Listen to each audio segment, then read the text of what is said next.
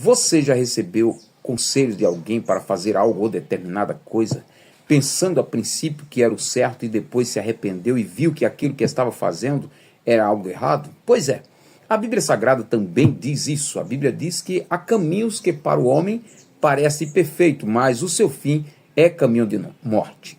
Meus irmãos, a paz do Senhor. Mais um devocional diário da AD Holiness. Hoje é dia 25 de janeiro de 2025. Hoje é aniversário da cidade de São Paulo. E hoje estamos aqui para estudar o nosso tema do devocional diário, da AD Holiness. Esse pão diário. Hoje nós vamos aprender uma lição muito importante. Brilho inútil é o tema da lição de hoje. O comentário é que André, o pai de uma criança, recebe um conselho de um amigo dizendo: André, deixa o seu filho, mesmo pequenino, decidir o que ele quer, decidir o que ele quer escolher, decidir o que ele quer fazer da vida dele, da vontade dele. Quando André levantou-se e disse: não pode.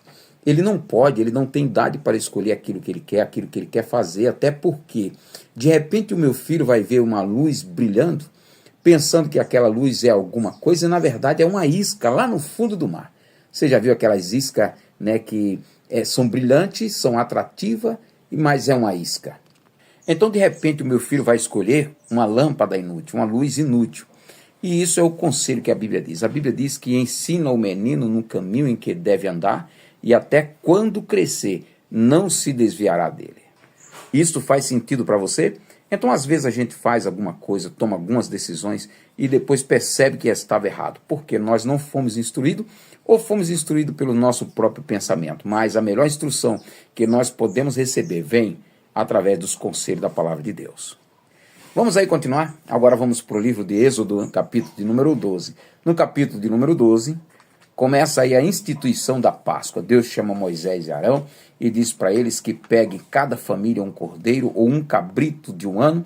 Eles somem quantas pessoas tem na família e matem um cabrito e comam ele em família. Se uma família só é pouca gente para comer aquele cabrito ou cordeiro, que eles se reunissem com mais pessoas, mas fizessem aquilo. Porém, não podia deixar nenhum pedaço do cordeiro ou do cabrito fora. Tinham que comer tudo. Tem mais alguns conselhos aí no capítulo de número 12. Deus chama Moisés e diz para ele que quando matar o cabrito ou o cordeiro, pegasse o sangue e passasse nos umbrais da porta, Tá ali, os umbrais da porta, que é essa parte aqui em cima e essa parte lateral. Isso é os umbrais da porta. Então Moisés, a família deveriam passar ali nos umbrais da porta o sangue daquele animal que eles haviam matado para comer, para assar e comer, passava ali nos umbrais da porta. Isso era um símbolo do sangue de Cristo que viria depois.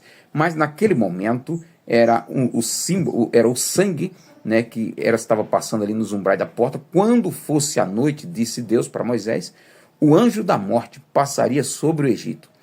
E todas as casas que tivesse o sangue nos umbrais da porta, o anjo passava por cima, por isso que se chama Páscoa. Páscoa quer dizer passagem. Então o anjo do Senhor passaria por cima dos umbrais da porta, passaria por cima daquela casa, mas na casa que não tivesse o sangue, ele mataria o filho primogênito, o animal primogênito de toda aquela família. E foi o que aconteceu aí com a 10ª praga no Egito. O cordeiro que era morto, só quem podia comer eram os israelitas, eram os filhos de Israel. Eram os judeus, eram os hebreus, só podiam comer aquele povo. Se alguma família morasse dentro da casa deles, seja servo, seja livre, seja algum viajante estrangeiro, para participar, se fosse homem, tinha que circuncidar. A partir do momento que ele circuncidava, então ele poderia comer daquele cordeiro, poderia participar da Páscoa. Às vezes a gente chega na igreja, que a Páscoa hoje é a Santa Ceia da igreja, e nós somos questionados porque as pessoas que chegam lá como visitante, como estrangeiro, como pessoas de outra religião, não podem participar do corpo e do sangue do Senhor. É por causa do rito, Por causa, lá em Israel, o costume tinha que ser circuncidado. Hoje tem que ser batizado para poder participar do corpo e do sangue do Senhor.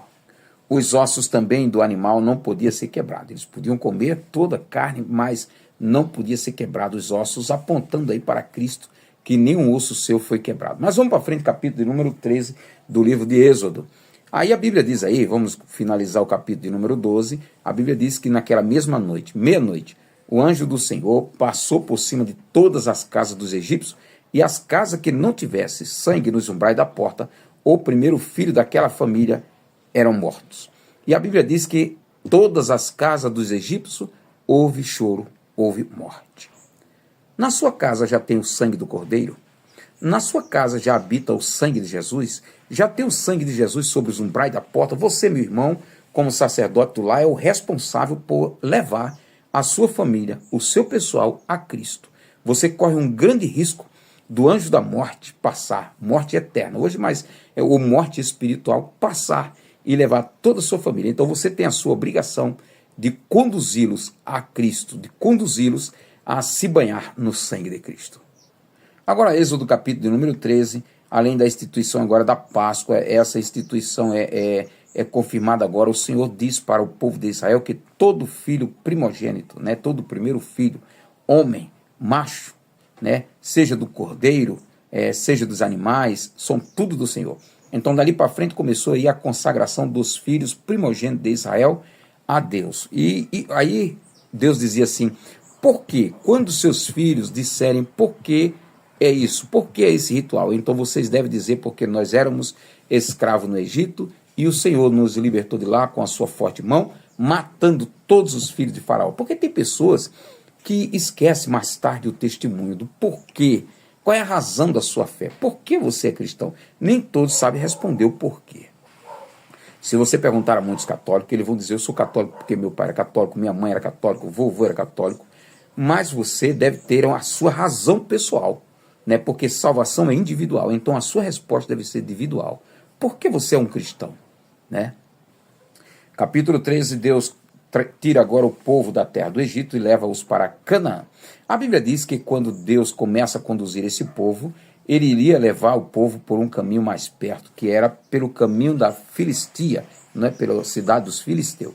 Mas a Bíblia diz, geograficamente ali era mais perto, porém havia guerra na Filistia, né, os filisteus estavam em guerra, então Deus disse, olha, eu não vou levar o povo de Israel pela Filistia, porque quando chegarem lá, eles verem a guerra, vão ficar com medo e vão voltar para o Egito. Então Deus leva o povo por um caminho mais longo, né, para guardá-lo, para salvá-lo, para tomar conta daquele povo. E eu acho interessante, sabe o que é?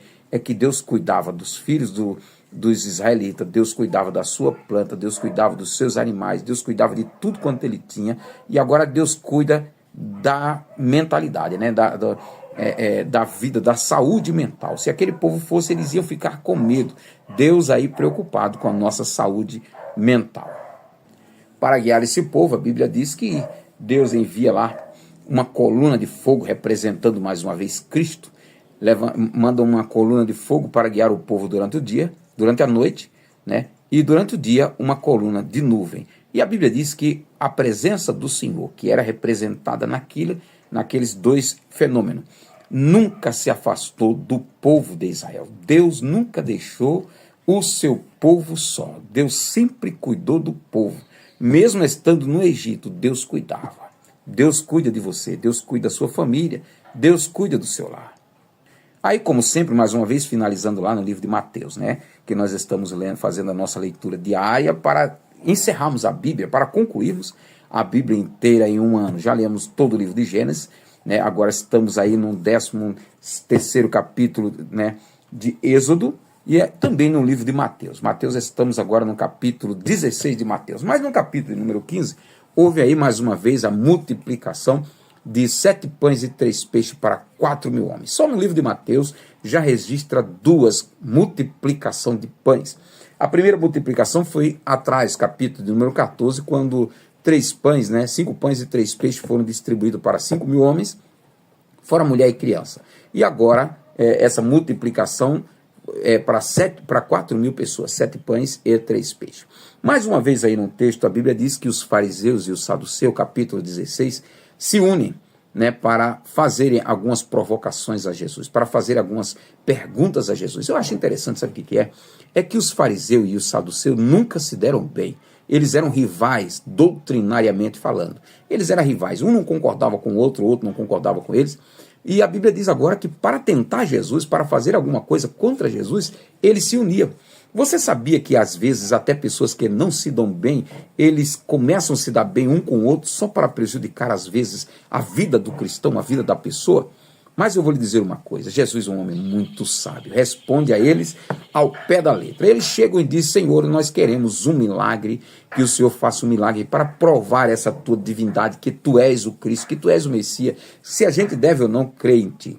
E sabe o que eu acho interessante? Era que lá atrás eles já haviam feito essa mesma pergunta ao Senhor. Esses dois tipos de pessoas, eles haviam perguntado: me dá um sinal se tu és o Cristo. E Jesus disse: outro sinal não será dado a vocês, senão o sinal do profeta Jonas, que passou 3 dias e 3 noites no ventre do peixe.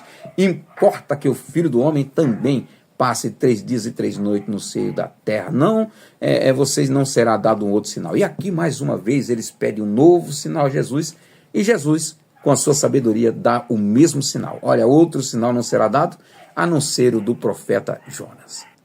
Ao sair de perto dos fariseus e dos saduceus, a Bíblia diz que Jesus entra num barco e vai para a cidade de Gadara. No meio do barco, no meio do trajeto aí do mar, a Bíblia diz que Jesus começa orientando aos discípulos, dizendo: tomem cuidado com o fermento dos fariseus.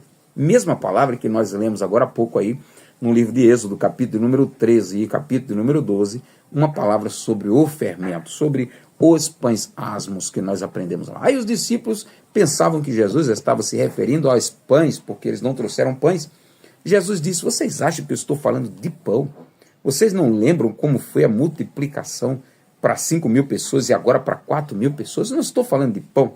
Aí foi quando eles entenderam que quando Jesus se referiu ao fermento dos fariseus e dos saduceus, estava falando, na verdade, daquela doutrina dele. Então, um conselho para você: cuidado com a doutrina, com o fermento dos fariseus, que não são pouco. Há muitos fariseus aí na internet, há muitos fariseus em púlpito de nossa igreja, que traz doutrinas escandalosas. E escandalosa é mais ainda aquilo que eles fazem, que não chegam a público. Então, tome cuidado, há muitos fariseus em nosso meio. Finalizando aí o capítulo 16 de Mateus, entra ali um paradoxo. Jesus diz que aquele que quiser seguir a mim, tome cada dia a sua cruz e siga-me. Aí o paradoxo diz: aquele que ganhar a sua vida, perderá. Aquele que perder a sua vida por amor de mim, achá-la. Você quer ganhar ou perder a sua vida por amor a Cristo? Fica a dica. Esse paradoxo se encontra algumas vezes no Novo Testamento. Os humilhados serão exaltados, os exaltados serão humilhados, o primeiro será o último serão os primeiros. Tem alguns paradoxos que nós vamos aprender mais para frente. Deus abençoe. Aqui foi o nosso devocional diário da AD Holiness. Um grande abraço. Amanhã estaremos aqui novamente.